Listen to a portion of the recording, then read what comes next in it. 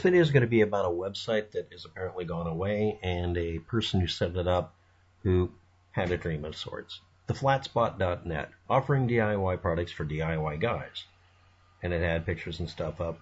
This is towards the end of its existence, April 20th, 2021. This is the Flatspot page showing single-shot Derringer 45 long Colt and 410, side plates, breech face, Cobra Leonid. A company called FMJ, Cobra or Leonid, which is Daniel spelled backwards, Daniel Defense Systems, and then later on all of that content and intellectual property apparently was picked up by a company called Excalibur. They had a website, and also be phoning them is all you can do. Also, you could send them a letter if you had the address, and it's just basically a big barn type building out in the middle of some place. Has a street view location if you want to look it up. And what that company used to do is provide really low cost, sometimes called shitbox pistols and designs like the 45 Colt handgun, otherwise known as the poor man's Judge.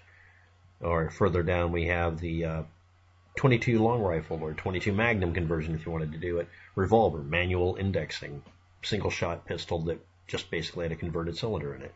Here's a double barrel, really referred to as the poor man's Judge, a side-by-side 410 45 long Colt handgun. Here's a 22 and 45 over and under combo gun. And here's some motor mounts, because the guy does welding and laser cutting with a, X number of kilowatt laser. Here's something else he put out. Upper receiver repair flat for full-size part kit, yada yada yada. Uzi.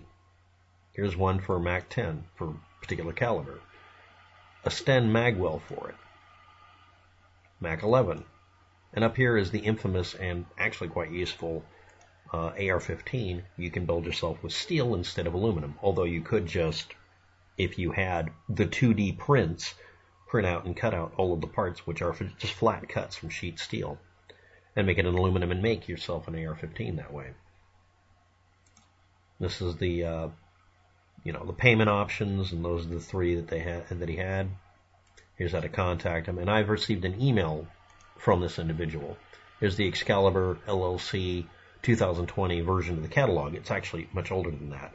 It included all this information here, and you could even cut and paste it. I used it to try to find their physical location.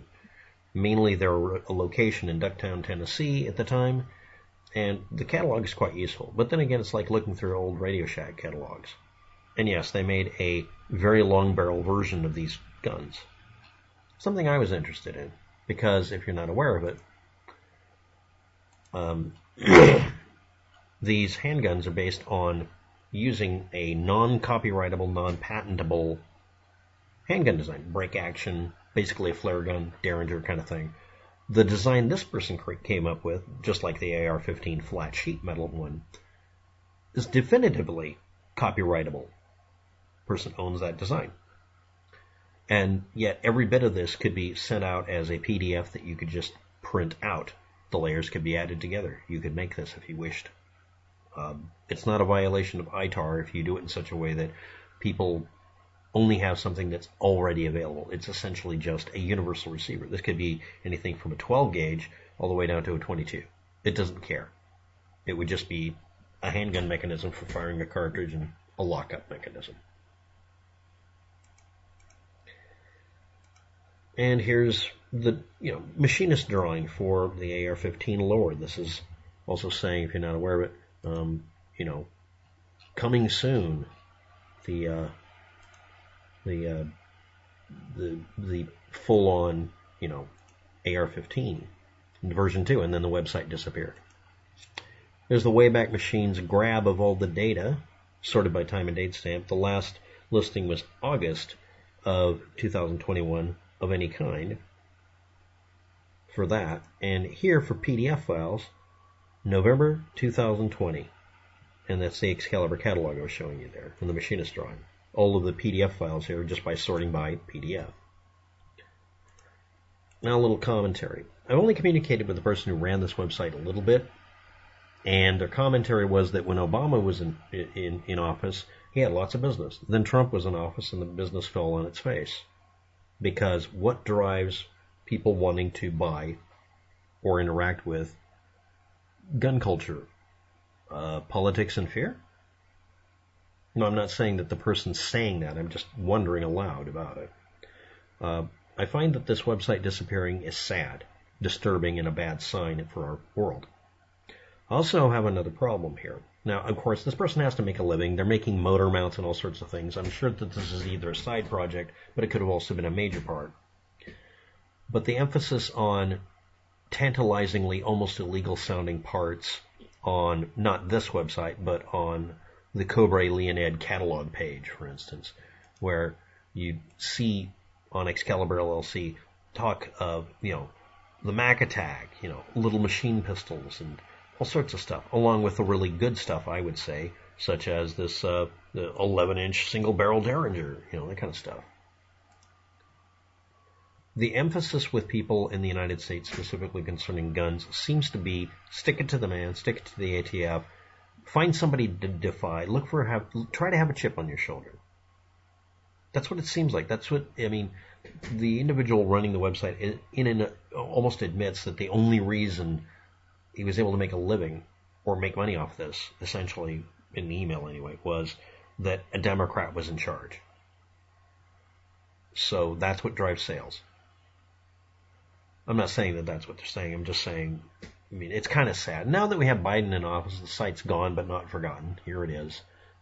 We can still get some information out of it, but I want to point out something. All of the individuals out there, not this person, but all the other companies like Leonid Cobra, that sort of thing, and all of the activists out there that talk about gun ownership and gun rights, never talk about make and keep firearms. They talk about buying them. They talk about feeding an industry. They talk about an ecosystem of profiteering.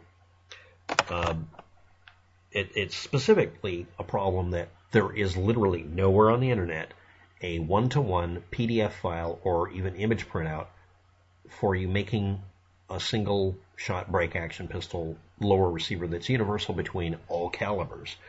And I hate saying it, I may end up being the only one who does it because I can't find it. I was going to buy the Flat Spots copies of all of these pieces, just buy all the different pieces and just go ahead and come up with my own version, so I wouldn't break or violate the person's own creative work coming up with his own designs. And obviously for the AR-15, if you wanted one, I'd recommend it. It was a good idea. It's like $80 or something, but okay. At one time it was 20. But now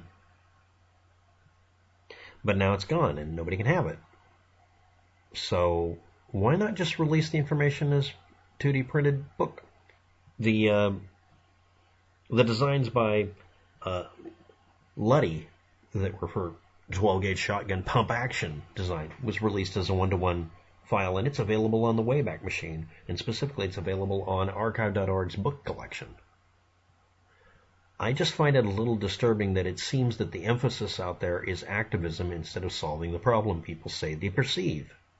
Nobody's come for anybody's guns. Obama never collected any of your stuff. You haven't been violated if you are a gun user or believer in gun rights.